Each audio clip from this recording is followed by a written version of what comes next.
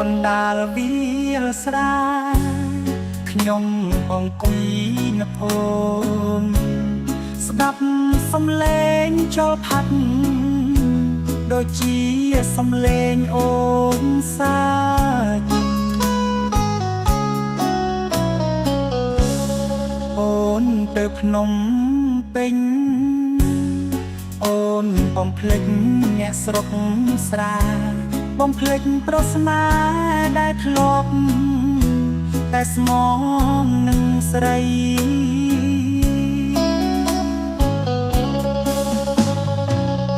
អូនទៅភ្នំពេញអូនភ្លេចអបក្របី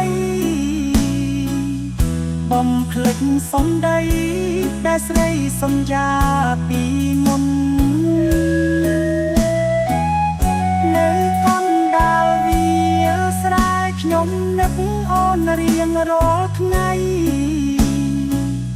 បាំងដងខ្ញុំស្តាងព្រោះអូនបំភ្លេចស្នេហ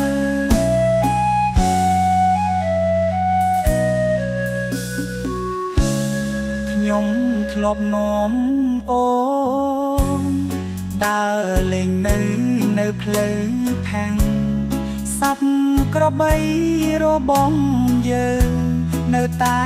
នឹកសំលេងអូ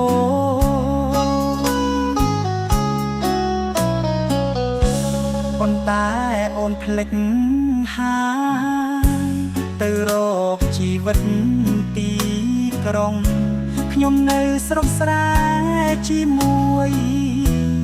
ចិត្តដែលខូ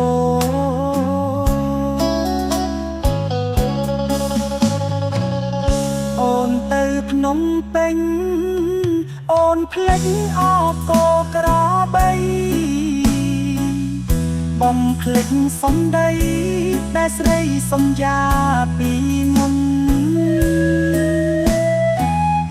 នៅកណ្ដាលវាលស្រែខ្ញុំនឹកអូនរៀងរាល់ថ្ងៃបាំងដងខ្ញុំស្តាងព្រោះអូនបំភ្លេច